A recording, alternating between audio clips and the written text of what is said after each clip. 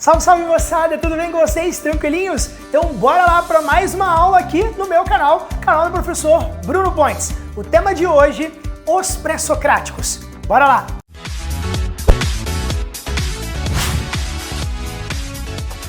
Bom, gente, então os filósofos pré-socráticos, eles ocupam um lugar incrível dentro da história da filosofia, tanto que são considerados os primeiros filósofos. Por que, Bruninho, que eles são os primeiros filósofos? Por que eles ocupam esse lugar importantíssimo, incrível dentro da história da filosofia? A gente já sabe, e tem aula inclusive aqui no canal, que daquele processo de transição entre o mito e a filosofia, né? E a gente sabe todas as justificativas, todas as questões que causaram essa transição, né? Entre a chamada cosmogonia e a cosmologia. Alguém, né, ou alguns filósofos, eles mudaram o problema, que antes estava pautado em justificativas da natureza e agora ela se pauta numa justificativa racional, em explicações racionais sobre o mundo, sobre o surgimento do mundo e das coisas, tá bom? Então, esses caras são chamados de filósofos pré-socráticos. Uma coisa interessante, uma curiosidade legal.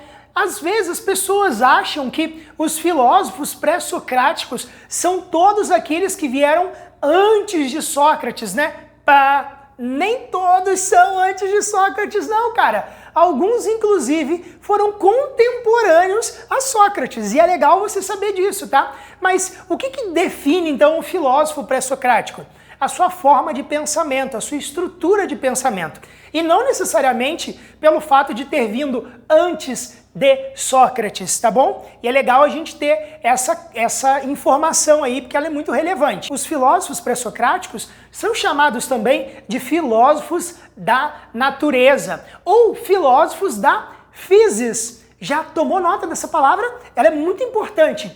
Filósofos da physis. Bruninho, o que significa physis? A physis nada mais é do que a natureza. Inclusive é a palavra que dá origem à disciplina, né, à física, né, ou a palavra física que a gente conhece também. Então, os pré-socráticos, eles buscavam na natureza justificativas para explicar o surgimento do mundo e das coisas. E dentro da natureza, cada pré-socrático, ele identificava um elemento, alguma coisa. E esse elemento primordial, ele é chamado de arqué. Já tomou nota dessa palavra também? Arqué significa o princípio originário de onde todas as coisas elas vieram, tá? Então, os pré-socráticos são chamados também de filósofos da natureza, né? Porque dentro da natureza, da physis, eles buscam uma arqué, um princípio que seria esse princípio originário, ordenador de todas as coisas e do mundo de um modo geral. O primeiro dos filósofos pré-socráticos que nós vamos estudar hoje é o Tales de Mileto. Tales de Mileto, além de filósofo, ele também flertava ali com a matemática, com a geometria, né? Ele era um cara que ele atuava em várias áreas. Diz a história, inclusive, que Tales de Mileto, ele havia previsto um eclipse na sua época. Olha que interessante isso, né? Pensando ali no contexto do século 7 a.C. Mas agora falando sobre a filosofia de Tales de Mileto, que é o que nos importa muito aqui hoje, Tales de Mileto seria então o primeiro filósofo a investigar na natureza o princípio das coisas. Para ele, o princípio das coisas, a sua arqué, era a água, tá? Para Tales, a água era o princípio originário de todas as coisas. Alguns autores até chamam de princípio da natureza úmida. Por que Tales de Mileto faz isso? Porque ele, ao investigar o mundo, e olha que perspicácia, isso é muito legal, cara. Ao investigar o mundo, a natureza, as coisas, Tales de Mileto ele percebe que em tudo há umidade. E pelo fato de todas as coisas terem umidade, Tales, ele vai lá e acende aquela lâmpada e ele, interessante. E aí ele vai colocar, né, ele vai postular a ideia de que o mundo, né, ou o princípio originário do mundo, ele se pauta, né, ele é baseado, né, ele é originado através da água. Ao observar as coisas, né, é uma constatação que ele faz, uma experiência, ao olhar para as coisas, até mesmo o nosso corpo, né.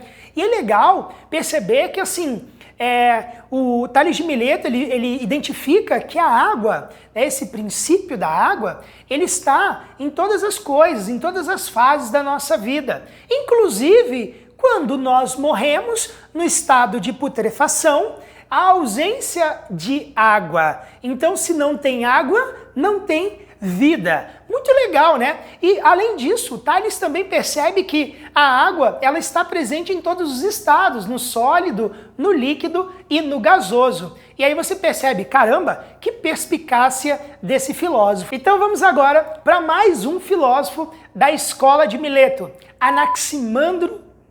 Nossa, gente do céu, o que está acontecendo? E agora então vamos para mais um filósofo da escola de Mileto, Anaximandro. Anaximandro, ele tem um outro princípio, uma outra tese, e a tese dele vai dizer que a arqué, o princípio de todas as coisas, era o apeiron, essa palavra exótica que a gente conhece aí, né? O que vem a ser o apeiron para Anaximandro? O apeiron é o ilimitado, o indefinido, o indeterminado, aquilo que não tem começo ou fim, que gera todas as coisas, mas não é gerado por ninguém. Olha que maneiro, né? O cara, que perspicácia do Anaximandro de identificar ali no apeiron como a sua arqué, como esse princípio que gera todas as outras coisas, né? Depois de Anaximandro vem Anaxímenes, também da escola de Mileto, né? Anaxímenes dizia que o princípio primordial era o ar. Por quê? O ar constitui todas as coisas, né? Tanto dentro do processo, e é legal porque ele vai observar tanto o processo de condensação quanto o processo também de rarefação, né? E mais do que isso, Anaxímenes, ele vai dizer que o ar, ele anima o corpo do homem e também todo o mundo. Existe até uma expressão de pneuma, né, de sopro de vida, que está extremamente ligada a essa tese dele, tá bom? Bom, mudando o disco agora, mais um pré-socrático, e tem alguns pré-socráticos para a gente estudar, Pitágoras de Samos. Pitágoras, que é exatamente o cara que vai postular, que vai formular o nome filosofia, assim nos ensina a tradição, né? Filia, amigo, sofia, sabedoria, né? Então ele se dizia um amigo da sabedoria, um amigo do saber. Mais do que isso, nós sabemos também que o Pitágoras tem o seu teorema, um pavor para alguns, né?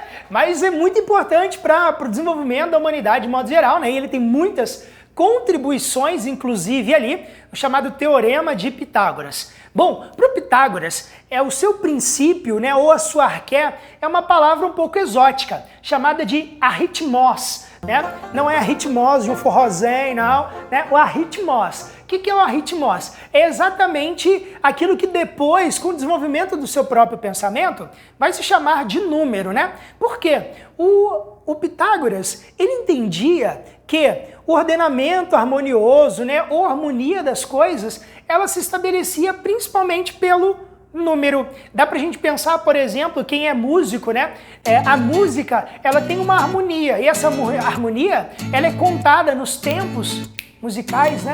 Por exemplo, 1, 2, 3, 4. Isso é harmonia, isso é número. Então Pitágoras, ele acreditava que era exatamente essa harmonia que gerava o mundo, tá bom?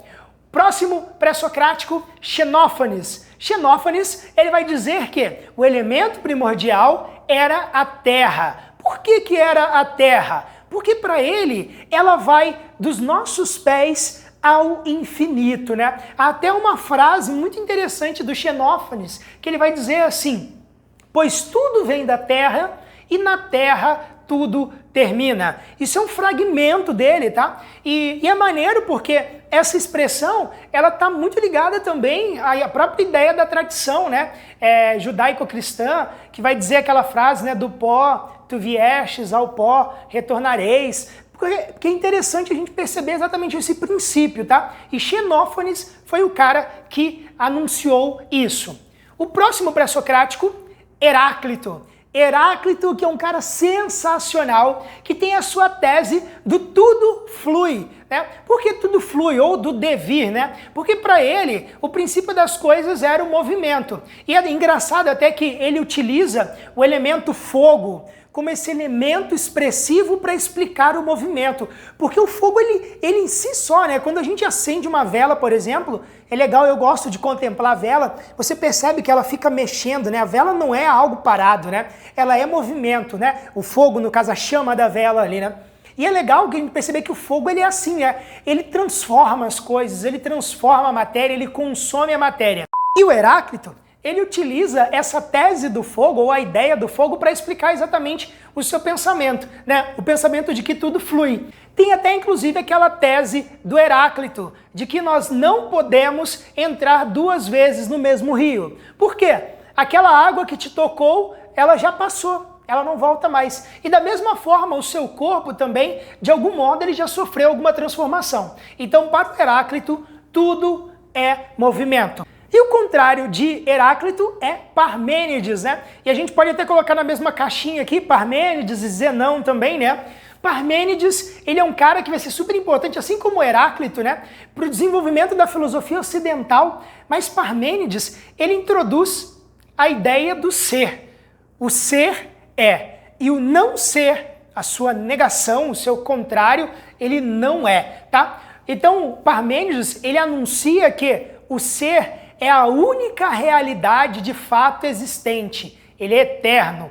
Toda mudança e pluralidade, elas seriam ilusórias. Atenção, toda mudança e pluralidade seriam ilusórias. É até interessante pensar que o Parmênides, ele introduz aí a ideia do ser como uma aletheia e o movimento como uma doxa, tá bom? Entramos agora então na chamada escola pluralista, tá? O principal expoente da escola pluralista é Empédocles. Empédocles, ele já é mais esperto, né? Ele vai dizer que o princípio das coisas não está apenas em um elemento, mas em 4 elementos, tá? Então, ele chama isso de rizômata, né? Essa união entre os 4 elementos. Para Empédocles, ele vai dizer que o fundamento da physis jamais poderia se resumir a um único elemento, né? Mas sim a essa relação, a essa mutabilidade, essa transição, essa relação de amor e ódio que existe no ordenamento do mundo. E o último filósofo, então, que nós vamos estudar agora, na verdade não é um, né? Faz parte de um grupo, né? Demócrito e Leucipo, né? Mas Demócrito, que é da escola do atomismo, para ele o princípio de todas as coisas, ou a physis, ela é o átomo, ou formada pelo átomo, que é exatamente essa unidade discreta, indivisível que nós temos no mundo, que inclusive continuamos estudando ainda nos dias de hoje. Olha que maneiro, olha que rico que a filosofia ela é, né? Olha como ela nos presenteia com tantos pensamentos diferentes, mas que ainda são pertinentes para os dias de hoje. Quero te dizer uma coisa e é muito legal. Muitas vezes quando a gente estuda os pré-socráticos, a gente fica assim, nossa, ai, que nada a ver, né? O cara falou lá que era o princípio, era o ar, ui, nada a ver. Olha o outro, falou que era o fogo, o movimento. Gente, a gente precisa ter uma caridade acadêmica, porque a gente está falando de século VII antes de Cristo. E o fato deles terem postulado que um princípio era a água, o fogo, né? Ou qualquer outra coisa assim, não diminui a importância deles. Pelo contrário, demonstra a genialidade que eles tiveram em seu tempo, tá bom? E outra coisa importante, os pré-socráticos, eles caem pra caramba no Enem. Praticamente todo ano rola uma questão sobre os pré-socráticos. Então, tá aí, você já sabe como é que funciona então. Espero que você tenha gostado muito da aula de hoje. Você sabe, curte, comenta se gostou, coloca a tua dúvida, compartilha com os teus amigos, isso é muito importante pra gente, né? E claro, não se esqueça, ativa o sininho porque tem vídeo toda semana. Beijo no seu coração, obrigado por ter ficado até o final, até mais, gente. Tchau, tchau.